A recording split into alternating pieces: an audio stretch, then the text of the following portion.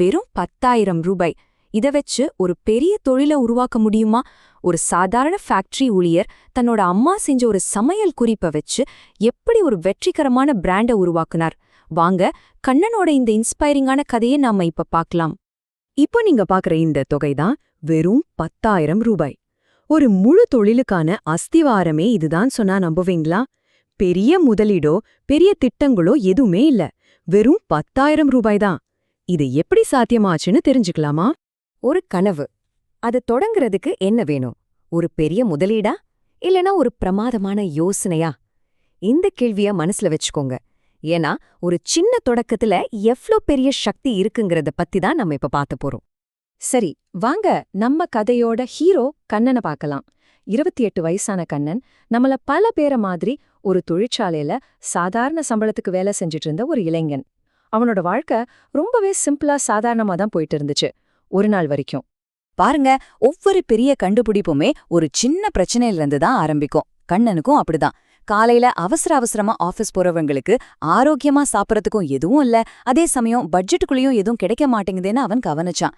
இந்த ஒரு சின்ன யோசனை தான் அவனோட வாழ்க்கையே மாத்த போகுதுன்னு அப்ப அவனுக்கு தெரியாது. இந்த பிரச்சனைக்கான தீர்வு எங்கேயோ வெளியிலிருந்து வரல, அது அவனோட வீட்டு கிச்சன்லயே இருந்துச்சு. அவனோட அம்மா செஞ்சு கொடுத்த அந்த சத்தான எனர்ஜி பார்.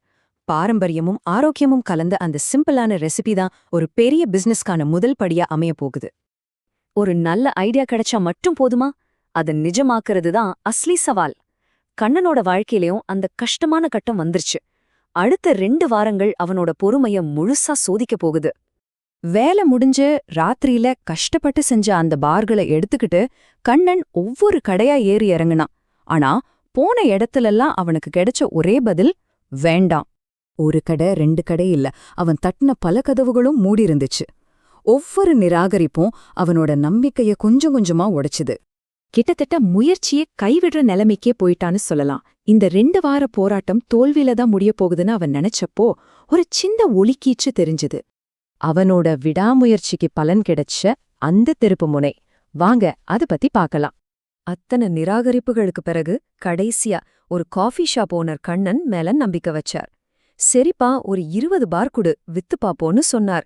அந்த ஒரு வார்த்தை தான் கண்ணனோட 2 வார போராட்டத்துக்கு கிடைச்ச முதல் வெற்றி. வெறும் 20 பார்கள் தான், ஆனா அது ஒரு பெரிய சாம்ராஜ்யத்துக்கான முதல் கல். அந்த 20 பார்களும் என்னாச்சுன்னு தெரியுமா? வெறும் 3 நாள்ல அத்தனையும் வித்து தீர்ந்துடுச்சு. அப்போதான் கண்ணனுக்கு புரிஞ்சுது, தன்னோட பொருளுக்கு மக்கள் மத்தியில ஒரு உண்மையான தேவை இருக்குன்னு. இது அதிர்ஷ்டம் இல்ல, இதுதான் மார்க்கெட் அவனுக்கு கொடுத்த சிக்னல். இந்த முதல் வெற்றி அவனுக்கு அடுத்த கட்டத்துக்கு போக தேவையான தைரியத்தை கொடுத்துச்சு. வாழ்க்கையே மாத்தப் போற ஒரு முடிவை எடுக்கவும் அதுதான் காரணமா இருந்துச்சு. அடுத்த 6 மாசத்துல ஒரு ஆச்சரியம் நடந்துச்சு. கண்ணன் பார்ட் டைமா செஞ்ச இந்த எனர்ஜி பார் வியாபாரத்துல வந்த லாபம் அவனோட முழு நேர ஃபேக்டரி சம்பளத்துக்கு சமமா வந்து நின்னது. யோசிச்சு பாருங்க, ஒரு பக்கம் நிரந்தரமான வேலை, இன்னொரு பக்கம் அவனோட கனவு. இப்ப அவன் ஒரு முக்கியமான முடிவு எடுக்க வேண்டிய நேரத்துல இருந்தான். அந்த திருப்பு முனை இதுதான். கண்ணன் துணிஞ்சு ஒரு முடிவெடுத்தான். மாசம் வர்ற அந்த நிரந்தர சம்பளத்தை, அந்த பாதுகாப்பான வேலைய விட்டுட்டு முழு நேரமா தன்னோட சொந்த தொழில்ல இறங்குனான். இது ஒரு பெரிய ரிஸ்கான முடிவுதான், ஆனா அவனோட கனவு அதை விட பெருசா இருந்துச்சு. அவனோட வளர்ச்சி பயணம் உண்மையிலேயே அபாரமானது. வெறும் 10,000 ரூபாயில வீட்டு கிச்சன்ல ஆரம்பிச்ச ஒரு விஷயம் ஒரே வருஷத்துல ஒரு சின்ன இடத்த வாடகைக்கு எடுத்து ஆட்களை வேலைக்கு வைக்கிற அளவுக்கு வளர்ந்துச்சு.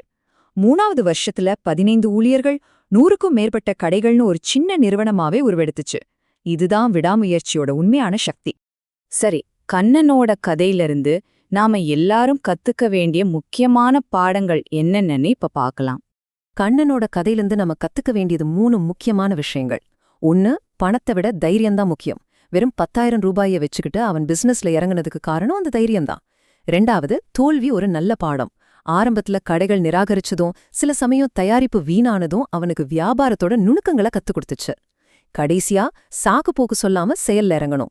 மத்தவங்க யோசிச்சுட்டே இருந்த நேரத்துல கண்ணன் களத்துல இறங்கி வேலை செஞ்சான், ஜெயிச்சான். இந்த ஒரு வரியோட இதை முடிச்சுக்கலாம்.